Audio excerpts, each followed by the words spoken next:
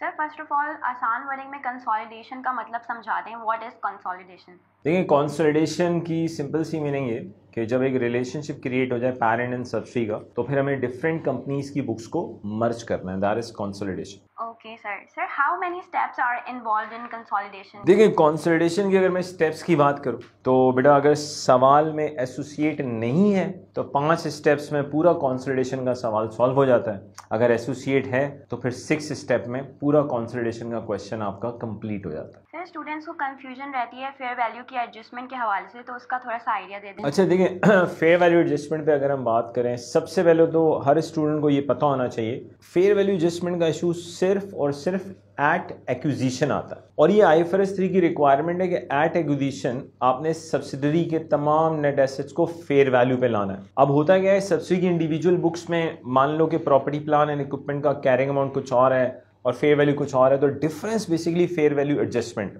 Student को बस ये ख्याल रखना है कि डेप्रिशिएबल एसेट में फेयर वैल्यू एडजस्टमेंट आ रही है तो उसका ट्रीटमेंट अलग है, नॉन डेप्रिशिएबल एसेट में अगर फेयर वैल्यू एडजस्टमेंट आ रही है तो उसका ट्रीटमेंट अलग है, अगर इन्वेंट्री के अंदर फेयर वैल्यू एडजस्टमेंट आ रही है तो उसका ट्रीटमेंट अलग है।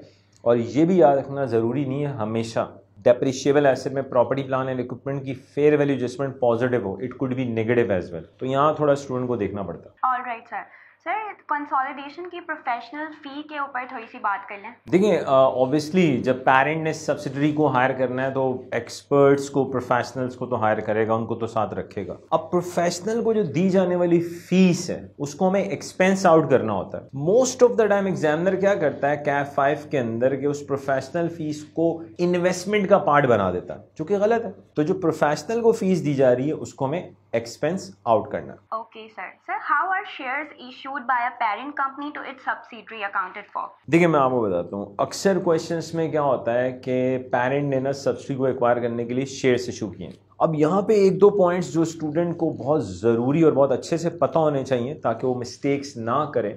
नंबर 1 तो बेटा क्वेश्चन में आपको ये देखना है कि पेरेंट ने अगर सब्सिडी को एक्वायर करने के लिए शेयर्स इशू किए, अगर एग्जामिनर कुछ नहीं कह रहा तो इसका मतलब हम ये लेते हैं कि ट्रांजैक्शन रिकॉर्डेड है, तो बचत होगी, कुछ करने की जरूरत नहीं है। सेकंड, एग्जामिनर कह रहा है भाई पेरेंट ने सब्सिडी को शेयर्स इशू किए एक्वायर करने के लिए और ट्रांजैक्शन को रिकॉर्ड नहीं किया, तो बेटा सबसे पहले जो भी पेरेंट की मार्केट वैल्यू है at the time of acquisition, ये बड़ा इंपॉर्टेंट कॉन्सेप्ट है, at the time of acquisition. तो पेरेंट ने जितने भी शेयर्स इशू किए हैं हम उसको मल्टीप्लाई करेंगे पेरेंट की शेयर प्राइस से at the date of acquisition. Investment debit हो जाएगी, पार वैल्यू से शेयर कैपिटल क्रेडिट होगा और ओवर एंड अबव से शेयर प्रीमियम क्रेडिट होगा। अब इसमें ना एक और बड़ा इंपॉर्टेंट पॉइंट है जो पता होना चाहिए स्टूडेंट्स को, व्हाट इज दैट?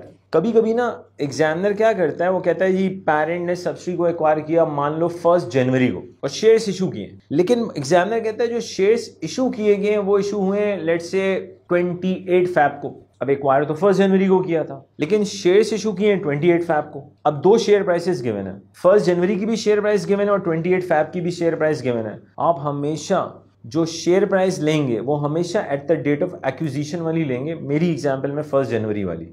तो ये कुछ ऐसे पॉइंट्स हैं जो स्टूडेंट को जरा अच्छे से देखने हैं। Okay sir. Sir lastly how are transactions between a parent company and its associated record? अच्छा जी, इस पे थोड़ी सी बात कर लेते हैं पेरेंट एंड एसोसिएट की। अगर हम बात करें, देखिए यार स्टूडेंट को बहुत ध्यान से इस चीज को देखना है कि इन दोनों के सिनेरियो में हु इज द सेलर, यार कौन बेसिकली सेलर है और कौन बायर है। क्योंकि जब अगर मिसाल के तौर पे इंट्रा ग्रुप ट्रेडिंग हो रही है इनमें और पेरेंट ने स्टॉक बेचा है एसोसिएट को, तो अनरियलाइज्ड प्रॉफिट को जब हम एलिमिनेट करते हैं तो उसकी एडजस्टमेंट डिफरेंट है, और जब एसोसिएट पेरेंट को सेल करता है तो अनरियलाइज्ड प्रॉफिट की एडजस्टमेंट थोड़ी सी डिफरेंट है। मेनली जो इंपैक्ट आता है वो क्रेडिट ट्रांजैक्शन पे आता है। तो अगर मिसाल के तौर पे पेरेंट ने स्टॉक सेल किया है एसोसिएट को तो ऑब्वियसली स्टॉक होगा एसोसिएट के पास, और एसोसिएट को हम कंसोलिडेट नहीं करते। अब यहाँ पे जो अनरियलाइज्ड प्रॉफिट की एंट्री होती है उसमें हम रिटेन अर्निंग को डेबिट कर रहे होते हैं, इन्वेस्टमेंट एंड एसोसिएट को क्रेडिट करते हैं। लेकिन अगर एसोसिएट पेरेंट को सेल करता है तो फिर हम अनरियलाइज्ड में रिटेन अर्निंग को डेबिट करते हैं और स्टॉक को